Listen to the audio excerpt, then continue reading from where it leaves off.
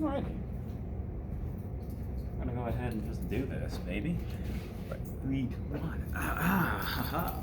Salutations, fam. This is Arim, and in today's video, I'm going to be talking about a topic that I just recently stumbled upon while scrolling through Twitter, and it is the rift between casual players and competitive players, and kind of like where that comes from, and defining it and things like that. So, and like kind of like where that level of toxic nature comes from and how relevant it is.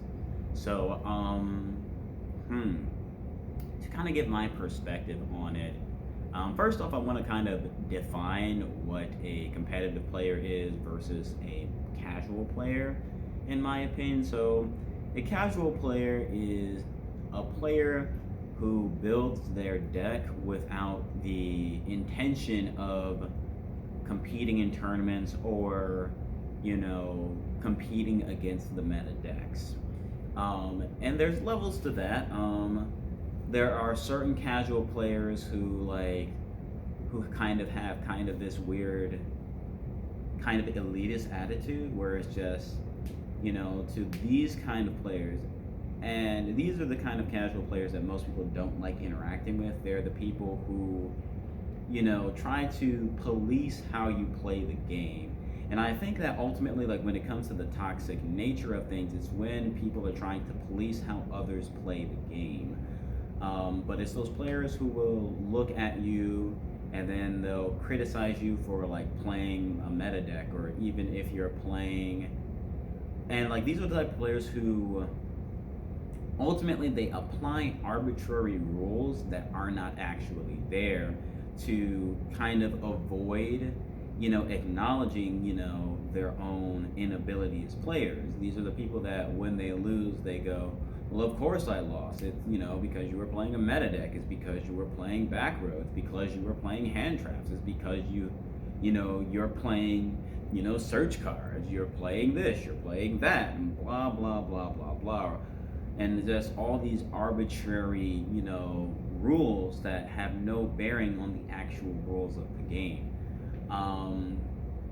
The people that will say things like, oh, well, you didn't really win with Blue Eyes because, you're using an engine or something like that, Just like this kind of just all like loops back to that whole thing about like applying arbitrary rules that are not actually present in the game.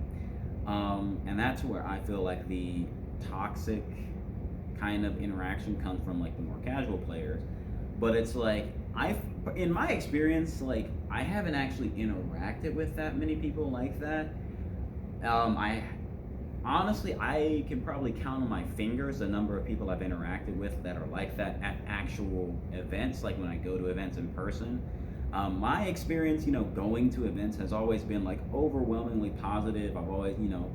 I've always been lucky to be part of a very, supportive, nice community. It's like I've never gone because, even when I started going to tournaments, I've never had that situation that people talk about where it's like, oh, competitive players will make fun of you for playing a bad deck or anything like that. It's never really ever been like that. I've always only interacted with players who have tried to like help me improve my strategy or whatever, and things like that. So, but just overall, things have been just overwhelmingly positive from that aspect. And even like when I interact with other casual players, it's like most of the time casual players just want to play Yu-Gi-Oh,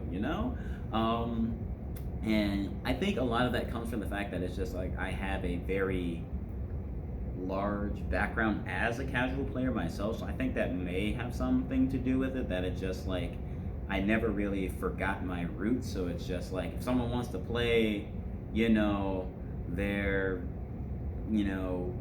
Monster Mash deck with like triple pot of greed, it's like I'm all for it. It's like I love it, playing, if they want to play like tag duels or like speed duels, like I'm all for it because I enjoy playing Yu-Gi-Oh, and it's just just so long as like there's consistency, it's just like I don't really mind. And so it's like I haven't really had like a huge amount of negative interaction with players from like either side of the spectrum.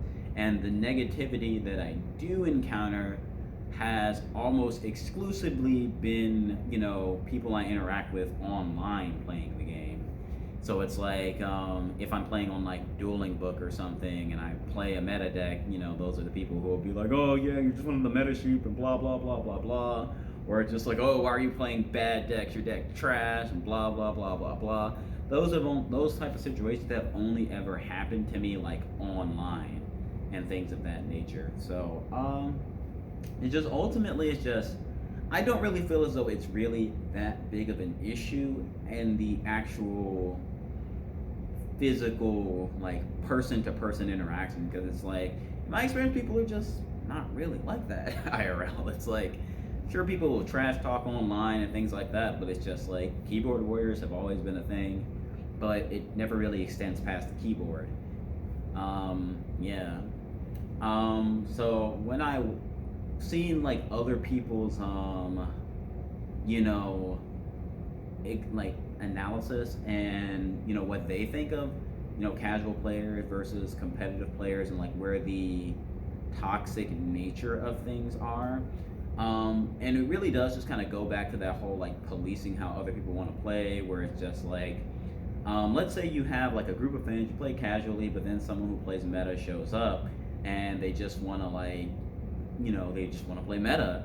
And the thing about it is that like it really can like impact you if your creative deck just gets beaten over and over and over again by the meta, and that can be really demoralizing. And like personally I haven't really ever had that kind of issue, and I think a lot of it comes from like even when I played casually I always had a kind of like mindset that is necessary to thrive in a competitive environment. Because when the game first came out, when I was like 7, I would say like there was the kids who had Yu-Gi-Oh cards, we all played, but like a lot of us actually learned how to play the game because I was in a bit more of a gifted kind of school. So it's just like everyone knew how to play the game, like actually knew how to play the game. We played by actual rules, and like there were still like a lot of like decks that weren't very good, but because everyone knew how to play the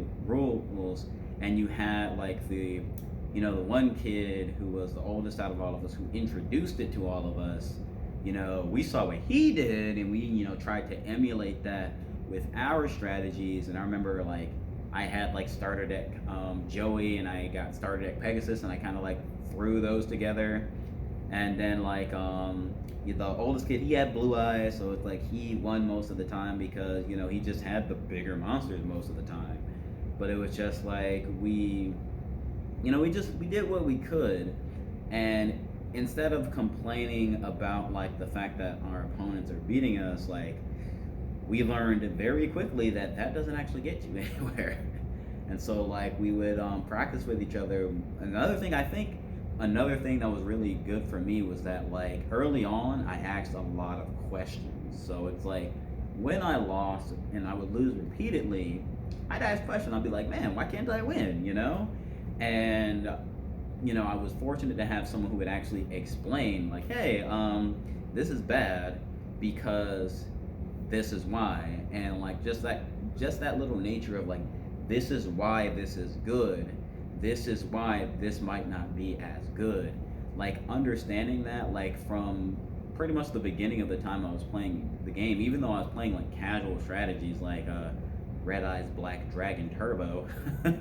Yeah, just having that like ingrained into me from an early age, it really did help me because I understood the logic behind, oh, if my monsters are they have high defense points, they'll typically survive till the next turn where I can tribute them away for my Red Eyes Black Dragon, which has 2,400 attack points, and that's typically enough to kill the 1,600 attack point beaters and things like that.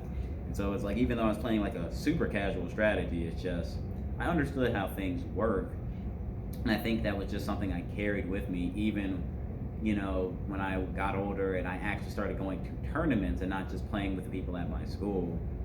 Oh man, like I remember that was an event. Like my first local, I was like 9 years old. I think tunes were meta at the time.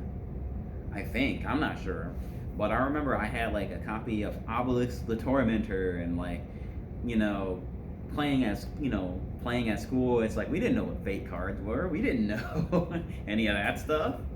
And so like I got my strategy was just like kind of that similar Red Eyes Turbo. Instead of it being about like Red Eye, I had like Blue Eyes White Dragon, Obelisk the Torment, but just like I was basically playing a Monarch deck without any Monarchs. And like I remember, I actually did get the Summon Obelisk. I didn't like it. One of the things I will say that I really enjoyed was that like looking back, like the players that I played against, they didn't go like, oh, Obelisk is illegal or anything. They didn't go out of their way to police how I was playing. They just they went along with it, and they just beat me anyway. Because the thing that a lot of and this is why I don't really agree with the whole like competitive players will be like super toxic or anything, is because like even if you're playing a casual strategy that doesn't really follow the ban list or doesn't really follow the rules or whatever, a lot of the times it's still going to lose to those competitive decks anyway, because at its core those strategies have flaws. And then like I remember I summoned Obelisk and I still lost because Toon monsters can just attack directly. And yeah, that was what happened. And I remember like instead of getting mad, because this is one of the things I feel is an issue with a lot of like those type of casual elitist players, is that they can't hold an L.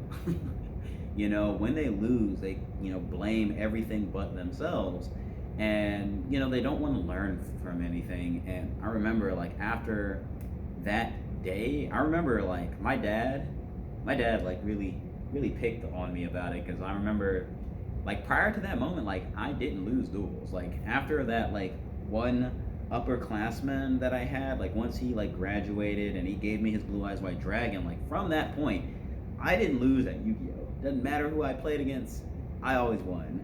And that was the first time in like literal years that I actually lost a game of Yu-Gi-Oh. And I remember like my dad was just like, man, I didn't ever thought I would see you lose at Yu-Gi-Oh. And it's like, it was like kind of a similar thing for me, because it was just like, wow. I was like, because the thing about it, and this is the thing that I don't think gets talked about enough, is that like when people feel bad about losing, why they do that, and they do that kind of like justification thing, is that they don't want people to think that they're bad because they lose, and because there's this association that if you lose, it's because you're bad. Rather, it's never that you lose because your opponent was just better than you and that you're still good, but it's just if you lose, it's because you're bad. But it's like that's not the mindset that I had. Is because like you have someone who literally hasn't lost a game of Yu-Gi-Oh in like 2 straight years, and I played Yu-Gi-Oh like every single day. So it's like obviously I'm not going to think that, oh, because I lose I'm not good.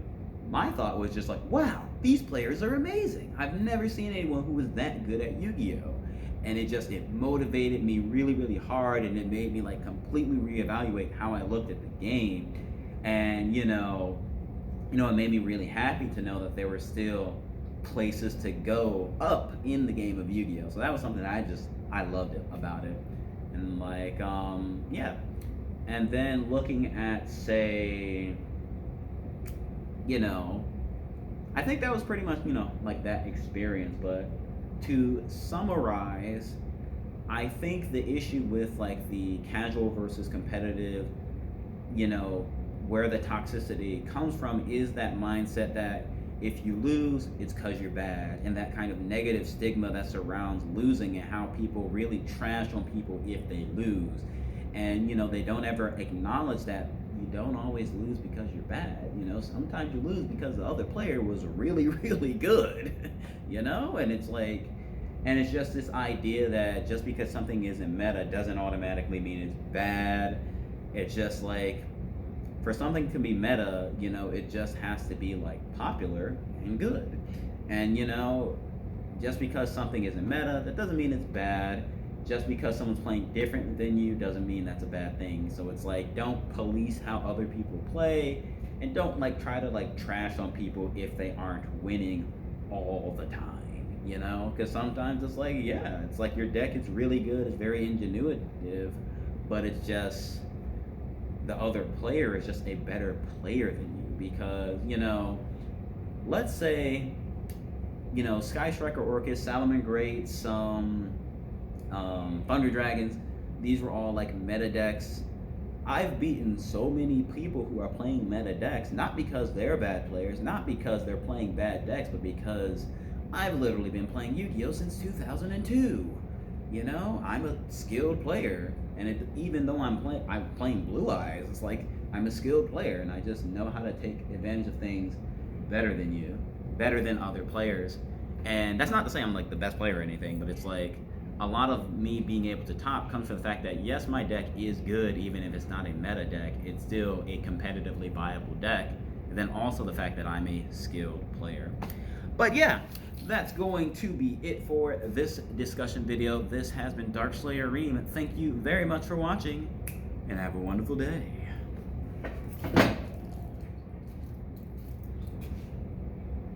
Oh, snap.